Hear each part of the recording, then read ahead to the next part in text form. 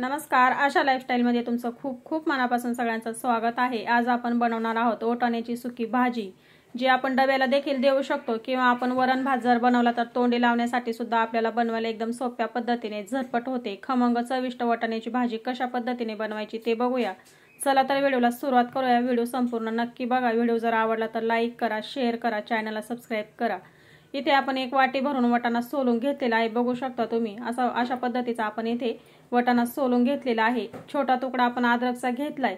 लसणाच्या 8 ते 9 पाकळ्या सोलून घेतल्यात आणि 6-7 आपण हिरव्या मिरच्या घेतलेल्या आहेत। 2 छोटे टोमॅटो घेतलेत आणि 2 कांदे देखील आपण बारीक करून घेतलेले आहेत।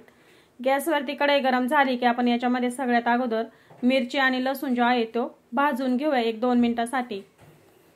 तर हलकेसे याच्यावरती डाग आले की आपण काढून घेणार आहोत। अशा पद्धतीने भाजून घेतल्यानंतर याचा तिखटपणा देखील कमी होतो। तर आपण 2 मिनिटांसाठी ते लसूण आणि मिरची भाजून घेतलेली आहे। याच्यावरती हलकेसे असे डाग आलेले आहेत, काढून घेऊया। बघा, या पद्धतीने आपण लसूण आणि मिरची इथे भाजून घेतलेली आहे। आता त्याच कढईमध्ये आपण सोलून घेतलेला वाटाणा देखील भाजून घेणार आहोत। कमी गॅसवरती आपण 2 ते 3 मिनिटांसाठी याच्यावरती हलके असे डाग येऊपर्यंत वाटाणा आपण भाजून घेणार आहोत। जास्त करपट करायचा नाही, आपल्याला सारखा मिक्स करत राहायचं आहे। आणि हलकेसे डाग आले की लगेच आपण एक ताटामध्ये काढून घेऊया। अशा पद्धतीने आपण वाटाणा अगोदर भाजून घेतल्यानंतर भाजीला खूप छान अशी चव देखील येते आणि वाटाणा एकदम मऊसूत होतो, आपल्याला बारीक करायला एकदम सोपा जातो। कढईमध्ये आपण छोटा चमचा भरून तेल टाकून घेतलेला आहे। छोटा अर्धा चमचा आपण याच्यामध्ये मोहरी टाकली, 5 ते 6 कढीपत्त्याचे पानं टाकून घेतलेत आणि 2 कांदे आपण इथे बारीक करून घेतलेले ते देखील टाकून घेतलेले आहेत। आता हे चांगलं मिक्स करून घेऊया। कांदा परतून होतोय तोपर्यंत आपण इथे वाटाणा बघा ताटामध्ये काढून घेतलेला आहे। याच्यावरती हलके असे डाग आलेले आहेत आणि मिरची आणि लसूण देखील इथे आपण चॉपरमध्ये काढून घेतलाय। मिरचीचे आपण छोटे छोटे असे तुकडे करून घेऊ, म्हणजे पटकन आपल्याला बारीक करायला सोपं जाईल। आणि चॉपरमध्ये आपण आता हे बारीक करून घेणार आहोत। तर बघा, या पद्धतीने इथे मी चॉपरमध्ये लसूण आणि मिरची जी आहे ती आबडधोबड अशी बारीक केलेली आहे, जास्त बारीक देखील केलेली नाहीये। तुम्ही खलबत्त्यामध्ये सुद्धा बारीक करू शकता। मिरची आणि लसूण काढून घेतलाय। आता त्याच्यामध्ये आपल्याला टाकून घ्यायचे वाटाणा आपण भाजून घेतलेला, तो देखील आपण आता याच्यामध्ये बारीक करून घेणार आहोत। एक वाटाण्याचे आपल्याला 3 ते 4 तुकडे होतील, अशा पद्धतीने आपल्याला बारीक करून घ्यायचे। तुम्ही हवा असल्यास खलबत्त्यामध्ये सुद्धा याला बारीक करून घेऊ शकता। तर बघा, ह्या पद्धतीने इथे मी चॉपरमध्ये याला बारीक करून घेतलेला आहे। अशा पद्धतीने आपल्याला खलबत्त्यामध्ये सुद्धा करता येईल। तर काढून घेऊया एक ताटामध्ये।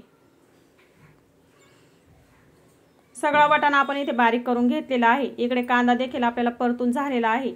याच्यामध्ये आपण लसूण आणि मिरची जी बारीक करून घेतली ती टाकून मिक्स करून घेऊ।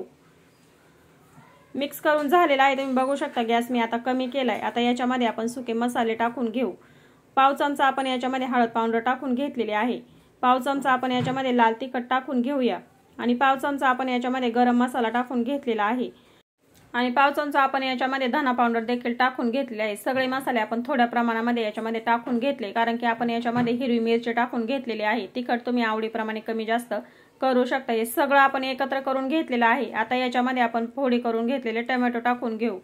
2 छोटे टमाट्याचे मी अशा पद्धतीने फोडी करून घेतलेले आहेत, जास्त मोठ्या देखील नाही किंवा जास्त बारीक देखील नाही। आता हे सगळं व्यवस्थित असं एकत्र करून घ्यायचंय। गॅस मी मध्यम ठेवलेला आहे। याच्यामध्ये आपण चवीनुसार मीठ टाकून घेऊ, म्हणजे टोमॅटो आपले पटकन मऊसूत होतील। मीठ टाकून घेतल्यानंतर पुन्हा हे सर्व एकत्र करून घ्यायचे आणि 2 ते 3 मिनिटांसाठी टोमॅटो आपल्याला चांगले मऊसूत होईपर्यंत इथे परतवून घ्यायचे। 2-3 मिनिटं झालेले आहे, तुम्ही बघू शकता। टोमॅटो आपले इथे छानपैकी इथे मऊसूत झालेले आहेत। एकत्र करून घ्यायचे चांगलं। एकत्र करून झालं की आपण बारीक करून घेतलेला वाटाणा याच्यामध्ये टाकून घेऊ। वाटाणा टाकून घेतल्यानंतर पुन्हा हे आपल्याला सर्व एकत्र करून घ्यायचे। गॅस मी आता इथे कमी ठेवलेला आहे। कमी गॅसवरती आपण याला एकत्र करून घेऊ, म्हणजे जेणेकरून कढईला चिकटणार नाही। एकत्र करून झालं की याला आपल्याला 4 ते 5 मिनिटांसाठी कमी गॅसवरतीच चांगल्यापैकी परतवून घ्यायचे। आपण अगोदर वाटाणा भाजून घेतलेला आहे आणि बारीक करून घेतलाय। अगोदर मऊसूत झालेला आहे आपला वाटाणा चांगला आणि बारीक झाल्यानंतर त्याला जास्त शिजायला वेळ लागत नाही।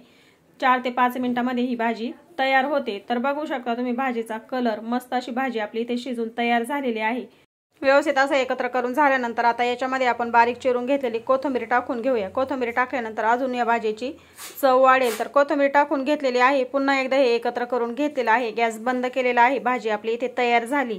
अशा पद्धतीने ओल्या वाटाण्याची सुकी भाजी नक्की करून बघा। खूप सोपी आहे, झटपट देखील होते आणि खायला पण खूप चविष्ट आहे। तर बघा, वाटाण्याची भाजी आपली इथे तयार झाली। एक ताटामध्ये आपण आता ही काढून घेऊया। तर अशा पद्धतीने आपली वाटाण्याची सुकी भाजी झटपट अशी तयार झालेली आहे। स्वादिष्ट चटपटीत अशी भाजी आपली वाटाण्याची तयार आहे। या पद्धतीने नक्की बनवा। आजचा व्हिडिओ कसा वाटला कमेंटमध्ये नक्की सांगा। व्हिडिओ बघितल्याबद्दल खूप खूप मनापासून सगळ्यांना धन्यवाद।